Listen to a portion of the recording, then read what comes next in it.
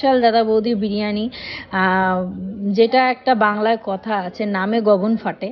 But সেই নাম অনুসারে যে বিরিয়ানির টেস্ট আমার মোটামুটি লেগেছে। বাট মাটনের পিসটা কিন্তু দুর্দান্ত ছিল, দারুণ ছিল মাটনের পিস। মানে আমার মনে হয় যে কোনো বিরিয়ানি খেতে গেলে যদি মাটনের পিসটা খুব ভালো হয়, আমার কাছে খুবই ভালো লাগে, বিকজ মাটন খেতে খুব ভালোবাসি তাই।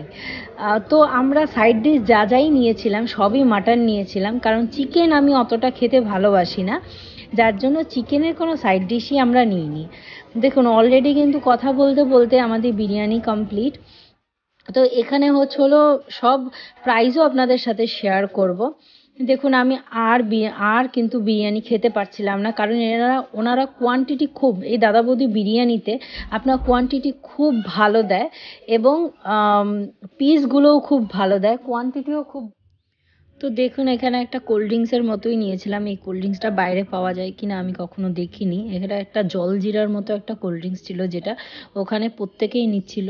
তো আমার এটা খেতে খুব ভালো লেগেছে, বিরিয়ানির পর এরকম একটা কোল্ড ড্রিঙ্কস খেতে আমার খুবই ভালো লেগেছে। ওটার নামটাও অ্যাকচুয়ালি আমি ভুলে গেছি, আজকে অনেক দিন হয়ে গেছে। দেখুন নামটা বোধহয় দেখা যাচ্ছে, ফিজ টাইপের কিছু একটা নাম হবে, কিন্তু সত্যি দুর্দান্ত ছিল, জলজিরা টাইপ ছিল।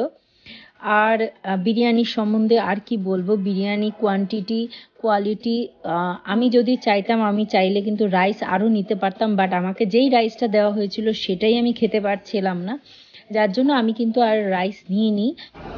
কত হয়েছে? 1400 টাকা, 1400 টাকা। দুজনের খাওয়াতে অ্যাপ্রক্স 1400 টাকা সামথিং কিন্তু আমাদের খরচা হয়েছে।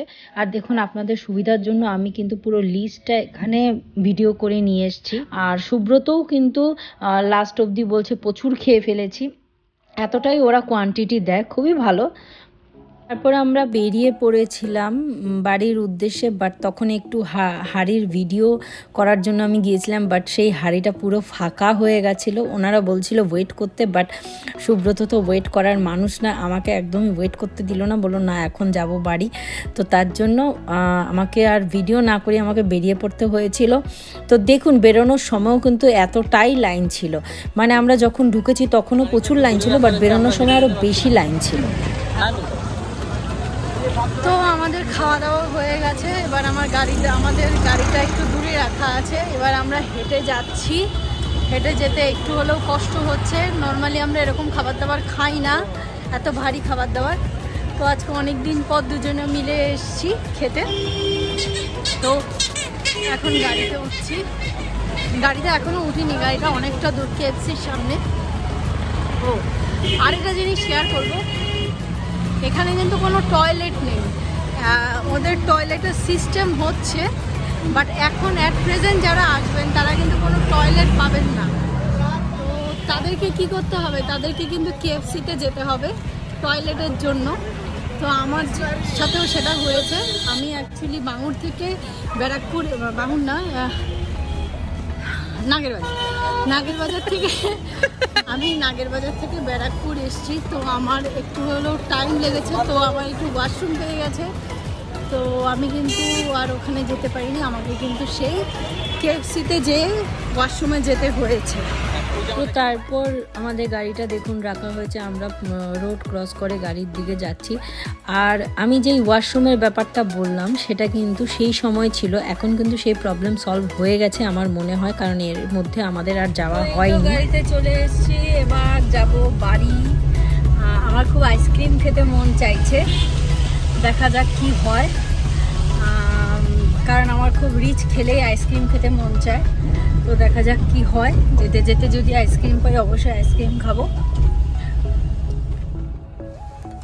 কি হয়েছে? আমার প্রচন্ড পেটটা ফুলে ফেটে বেরিয়ে যাচ্ছে, আমার বুকটা মনে হচ্ছে জ্যাম হয়ে গেছে।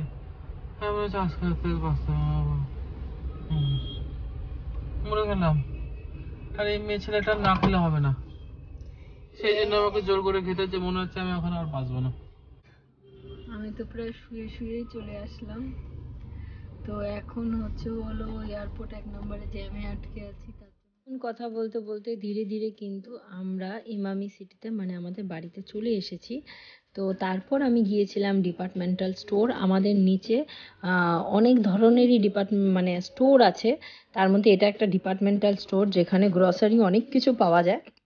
তো আপনাদেরও একটু দেখিয়ে দিচ্ছি। এটা একটা ছোটোখাটো স্টোর, বাট অনেক কিছু পাওয়া যায়। দুটো আইসক্রিম হাতে নিয়ে আমি কিন্তু ওপরে উঠে গিয়েছিলাম। তো আজকে এই ভিডিওটা এই অবধি। তো আমার ভিডিওটা ভালো লেগে থাকলে অবশ্যই লাইক, কমেন্ট এবং সাবস্ক্রাইব করতে একদমই ভুলবেন না।